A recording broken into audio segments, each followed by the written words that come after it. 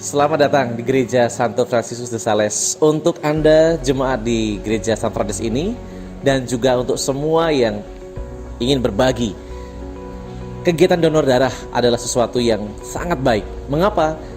Karena di situ kita bisa belajar bagaimana memberikan kehidupan bagi orang lain. Seperti ini contohnya. Saya dengan senang hati memberikan darah saya sebagai bagian dan perhatian saya untuk saudara saya, entah siapapun dia. Tetapi yang jelas, kita mempunyai dasar bahwa Kristus juga memberikan hidupnya untuk kita. Maka tidak ada salahnya kalau kita juga saling memberikan hidup kita untuk yang lain, meskipun hanya setetes darah saja. Nah, saudara-saudari, kegiatan donor darah adalah sesuatu yang sangat manusiawi, tetapi sekaligus membawa inspirasi rohani. Maka mari, tanpa harus merasa takut, kita memberikan setetes darah kita untuk keselamatan bagi yang lain. Dan tentu saja untuk diri kita ada sesuatu yang membahagiakan. Kenapa?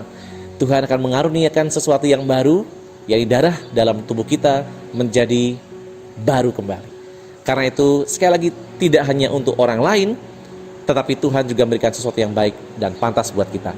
Karena itu kalau ada kegiatan donor darah, mari bersama-sama menunjukkan kasih kita kepada sesama, dan mari berbagi kehidupan seperti Tuhan juga memberikan hidupnya untuk kita.